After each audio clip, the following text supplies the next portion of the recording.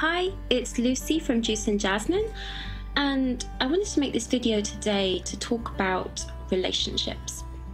And this is in my limited experience of relationships and in my experience of my friends and people around me and clients and people I talk to. And in particular, I wanted to talk about the idea of soulmates and twin flames, because this is something, it's a word, it's a concept that's been really bandied around a spiritual community for quite a while, especially what with 2012 was it, which was meant to be the dawn of twin flame reunion. And there's a few people I follow who really talk about twin flames, and there's been so many books sold on bringing in your soulmate and manifesting. But the crux seems to be that when you find this miraculous soulmate and twin flame, that everything will suddenly be wonderful and they will be the only person you ever want, and you'll be together forever because you're twins, you're soulmates, you're so connected.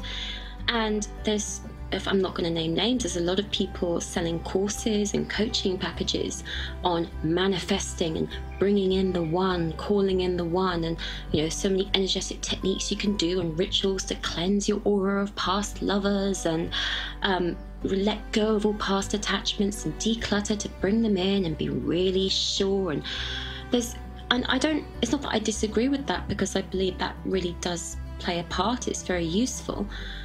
But at the same time, the more I learn in my sexology studies and the more I learn in my own life and the people I talk to, it's actually building up a very unhealthy expectation of what your soulmate or twin flame will be like.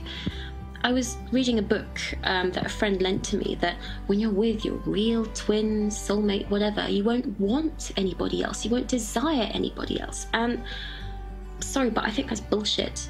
I don't exactly have a wealth of experience, but in what experience I do have and in my study and the people I talk to, you're never, yes, for a while you will only want to be with one person, but then at some point when you've been together a few years, it might be, actually, I find somebody else quite attractive. And I don't want to generalize, because there are many couples that have been together for eons and they don't want anybody else. But the thing I wanted to really talk about today, apart from twin flames and soulmates, is that relationships are really complicated and messy, and that's okay. They're meant to be. This is what we're meant to be here for. We're meant to incarnate on this planet to experience messy relationships.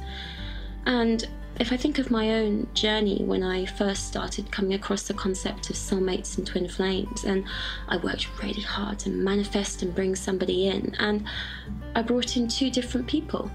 And it's interesting because I see them both as soulmates of some kind, but they weren't the be-all and end-all person I wanted to be with for the rest of my life. And because of that, I actually ended the relationships prematurely when I could have enjoyed a really nice relationship with them. But because I was so set on, nope, they're not my twin flame, they're not pushing all the buttons, I ended up ruining what could have been a really nice relationship. And I think that the concept of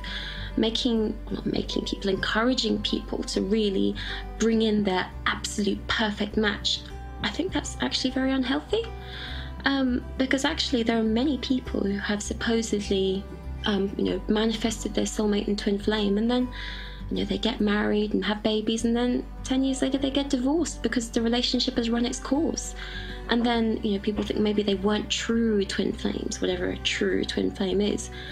And I believe that for some people, yeah, the concept of twin flames and soulmates is absolutely true.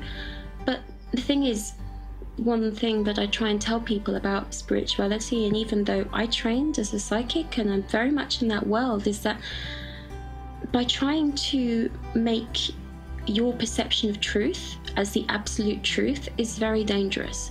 So what I mean by that is, for some people, the concept of twin flames and soulmates is absolutely true, but that's not true for everybody. Some of us are here to learn through messy relationships and different relationships. And I don't want to say that I don't believe twin flames exist, but sometimes I believe it's someone's perception.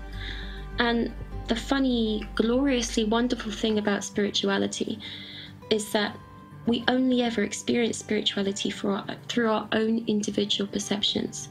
So have you heard of the parable of where, I think it's an Indian parable, where you had 5 blind men touching an elephant, and they were all touching different parts of the elephant. One said, I can feel the trunk, and one other person said, I can feel the ears, and someone else said, I can feel the legs.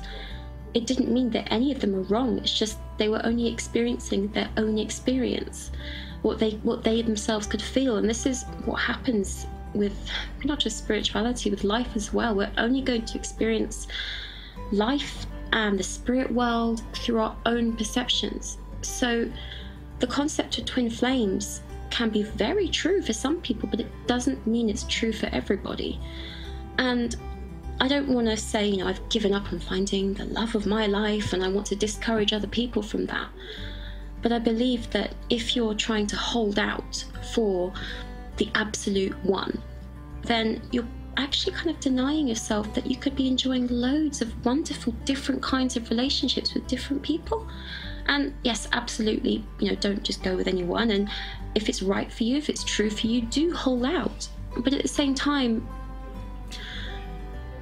relationships are so varied, and they don't have to be romantic. They can be platonic, they can be familial. There's so many different colors and shades of relationships that we have and can enjoy. Why deny yourself exploring and experiencing different relationships? And why deny yourself the chance to experience different connections with different people? Because with each different person in our lives, we have different connections and different dynamics, and that's okay as well.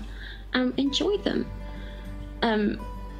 And I guess one last thing I wanted to maybe rant about a bit is when lots of people in the spirituality community talk about cleansing your aura, and for women, you're cleansing your yoni and your womb of the energy of past lovers. And yes, I believe that has a place, but at the same time, that's kind of going back to the kind of Judeo-Christianity monotheistic traditions that sex is somehow dirty, and in order to be clean and pure, you need to have cleansed yourself of other people's sexual energy, which, sorry, is really bullshit. Yes, we carry other people's energy within us, but it doesn't mean we can carry other people's energy within us even when we haven't had sex with them.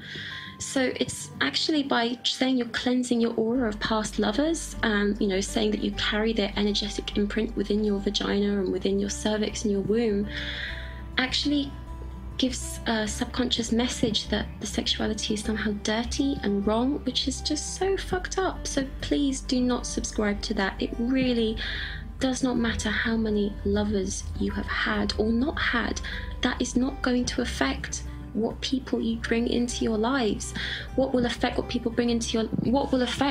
people into your life is your beliefs, your general energy field, not just what you're storing down in your vagina or your penis if you're a man.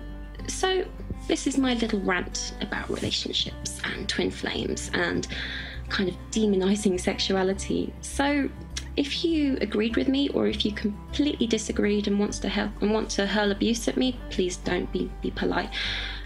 Leave me a comment in the comments below, or contact me through my website at juiceandjasmine.com. I'm also on Facebook, Juice and Jasmine, and you can join my Facebook community, Juice and Jasmine Tribe, where we talk about everything sex, spirit, and transformation. I'd really love to connect with you, and I hope to hear from you soon. Bye.